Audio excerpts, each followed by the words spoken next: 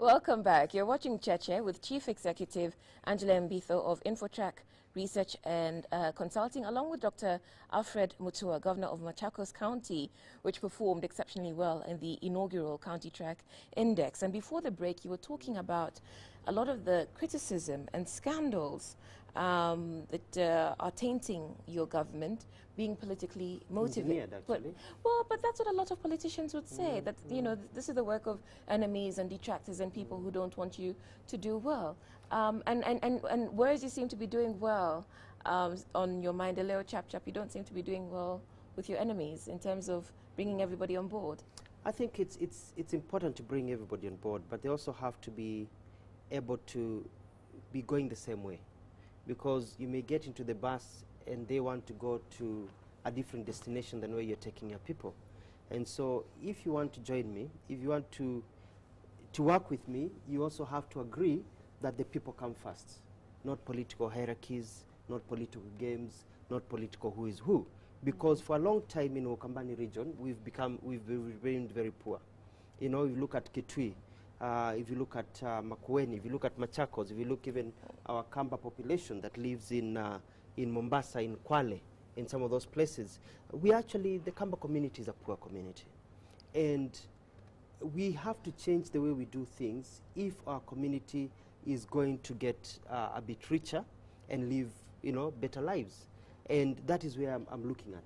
There is no need for a few of us to live in good homes, to have big cars, and our people in the village are starving to death.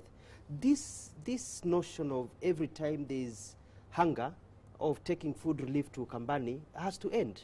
It has to end.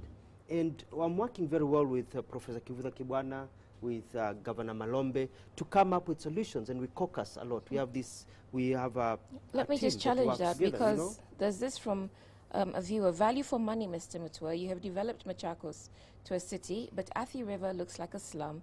We need you to live here for a month to see what we see. Maendeleo, chap. Syokimau. My name is Lydia, a resident of Syokimau along Monainchi Road. Our road is pathetic. Please send us help. And there's several people. Ask Governor Mutua what plans he has for the pathetic Syokimau roads, being the biggest estate in Machakos. What happens in Syokimau, and I can see Syokimau people talking, and it's very important. They're also very urban, and they're able to respond as quickly as they can. I have a big problem in Syokimau, and we set out, that's why I say do not micromanage. We gave contracts whereby roads were not done properly, and so people are suffering. And some of the roads that I have refused to pay are the roads that are supposedly to have been done in Syokimau. But I have a good plan for Syokimau, because we are tarmacking all the roads in Syokimau. We're also giving them street lights and cameras so that we can improve their security area. Syokimau is very dear to me. I talked about Athi River earlier on. Athi River used to have no roads. We have actually constructed the main arterial road that was holes, the one that was used by trucks and everything. So we opened up Athi River. Now we are moving into the slums of Athi River, opening up the roads, because those are urban areas. So by December this year, we'll be talking a different story. Because bad roads, no fresh water, no communal facilities. That's from Syokimau. Someone else in Machakos, please provide us with clean drinking water. Drinking water is a problem, and that's why I have this ambitious problem. In my budget this year, I've put in 2.5 billion shillings. It's the highest allocation for water. And our program is to provide drinking water, clean drinking water, to every household, regardless of where you are, on top of a hill, everywhere. So, Makali, when you're talking about being ambitious, why is it that a Mzungu mama goes to the toilet and flushes her toilet, or opens a tap, and then our mother has to walk to a water point with a mtungi? I want to eliminate mtungis in Machakos. How does the budgetary allocation compare to your other budgetary allocations? What's your top income priority? Income or development expenditure? Development expenditure. It's water. Sorry. Water. So what I have committed the next allocation? 3 years to commit water and roads. Because you open up the areas, but you provide water. So we're giving 2.5 billion. Looking in as an outsider, knowing a bit of Machakos, I would think that those are the key problems that would have required your main attention from the onset, more than the other things which you have done very well. No, we started with them. You start with the low-hanging fruits. What can be achieved to get the people with you? Not only to get the people with me, but you need to move in, because For the water program, when I looked at the calculation, I looked at the amount of money I have. As a manager, The I most looked at what I can impact do, and then I said, what's the best way of doing water? There's a traditional way of doing big dams, all these things that have been done, 2 or 3 boreholes over there. So that's why I decided to purchase equipment, my excavators, which my county excavators, purchase the drilling machines. Those ones took more than a year to arrive. And now that they're here, now we can launch it. So we're doing this on a program. Yeah. On a program. So it was not just a knee-jerk reaction. Okay. It was always Just planned one that question way. around the David, development. I think just to interject, one of the things that we also must take cognizance of is that we have this new system of governance. We also know that the hopes with that new system of governance are extremely high. And so from any point of view, political or otherwise, one needs to be very alive to those facts. And so if you were a governor in 2013, the first question you'd ask yourself is, how do you harness this hope? And you can only do that well by looking and identifying your quick wins and grabbing those low-hanging fruits, as Udwak had mentioned, and grabbing those very quickly. And the governors that did those, we do see that they did slightly better. So let's go back to the governors who apparently didn't, the ones who are bringing us in from the bottom. I don't have the names here. Perhaps you could share those with us, the bottom 10 governors in terms of... the bottom 10 counties. And governors. The bottom 10 counties, let me start with the counties. I said that we had the northern frontier counties. So we have Tana River, Baino, apparent. We have, let me read them out because they're here. You said Makueni, Nyamira, Turkana, Marsabit, Wajir, Mandera, Isiolo. And what about Tana the governors, public ranking? With the governors, we saw an interesting shift. For instance, the governor for Turkana, whose county, didn't do well, because of the factors that I had mentioned to you, David, that they do understand. We're running out of time, so if we could just know the governors who aren't doing so well, who are at the bottom. Many of them were more or less the same. Pray for Makueni, Turkana, and Mandera, who actually moved up in terms of their approval rating as people, which then to us suggested that the populace understands that there are challenges, but maybe because of the engagements. Where is Kiambu? Kiambu was actually, in terms of approval rating, was last. As a governor. As a governor. But as a county was, not in the bottom 10. It was number 33. Sorry, let's just go through that again. I missed that. The studio was talking to me. So the bottom governors, if you just go through that for us. The bottom governors are more or less the same. Pray for. So I had mentioned that we have the bottom was Makueni in terms of counties, Nyamira, Turkana, Marsabit, Wajir, Mandera, Isiolo, and Tana River. And governors in terms of ranking? It would more or less be the same. Pray for Turkana, where when we looked at the approval rating of governors, then he was third. Why is so that he had a very good approval rating. We need to get that out of the way. We also had a very good approval rating, or a very high shift for Makueni. So whilst Makueni as a county government was rated as 40, the governor moved up almost 20 slots. How did Kiambu rank in terms of county and governor? Kiambu, in terms of county, the performance for the county government was 33. The performance approval rating for the governor was 47. So he was at the bottom. Have you been able to engage with some of these governors, the bottom league governors? We have, yes. We have had very good engagement with many of them. Not all of them. I would be lying to say some of them were really extremely upset because they feel that they've been working.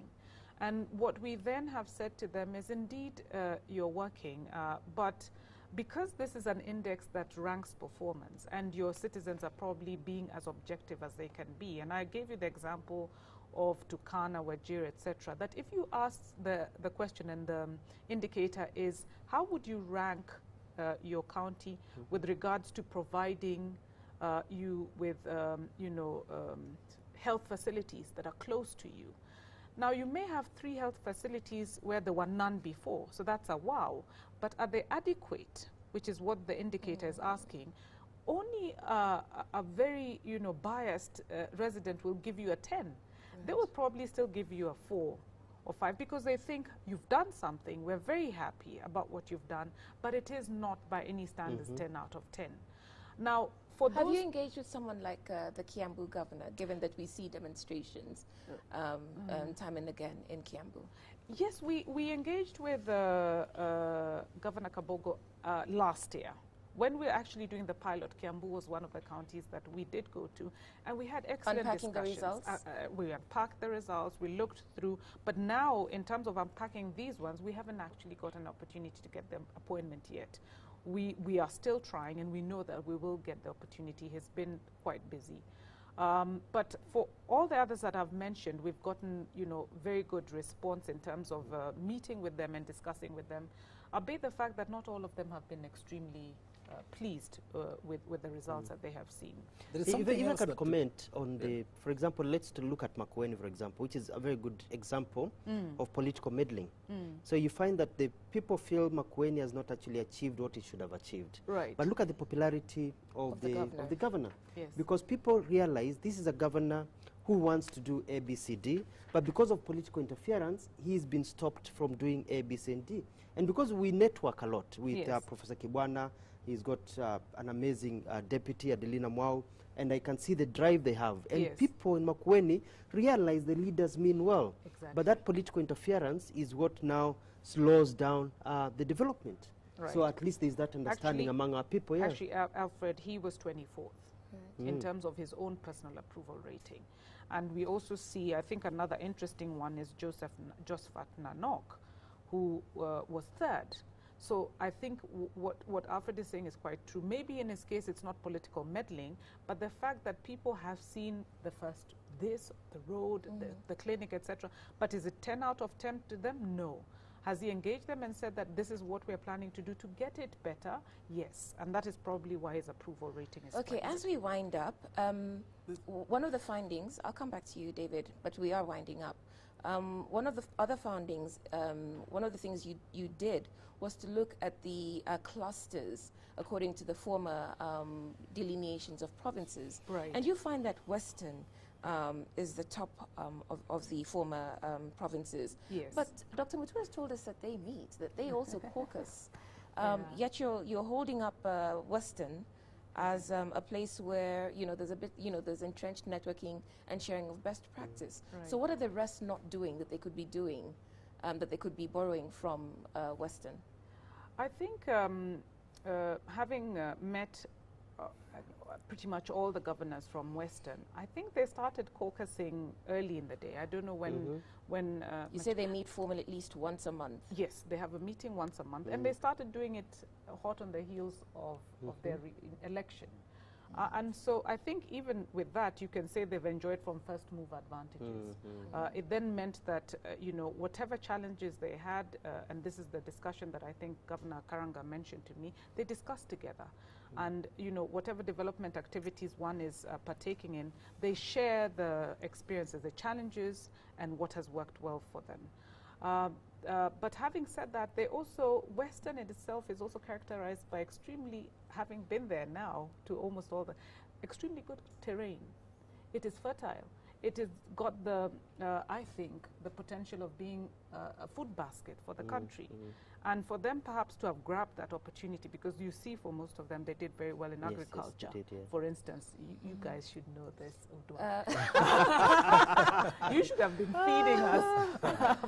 But also they have not, but I think it comes down to the question by Makali.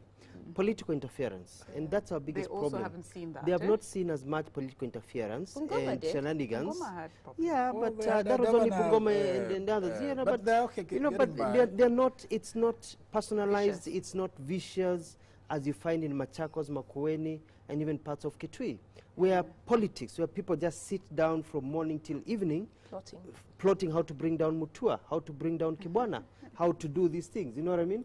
I mean, look at Kibwana, for example. They nearly killed him. They shot at him. I mean, that's the level we're talking about here. Look at the kind of letters being written about Machakos by some of our political leaders. So it's the politics. If we slow down on politics and concentrate on our people, we are going to get, we're going to get to where we're supposed to be. But there is something that was very interesting in the indices that and the report about the happiest counties of Kenya, and the most promising, and the condition of life data, which is very surprising. That Samburu and Narok would be coming on top in terms of the happiest counties. How is that? Yes. Samburu? So Samburu is the happiest county we have right now, and why is that?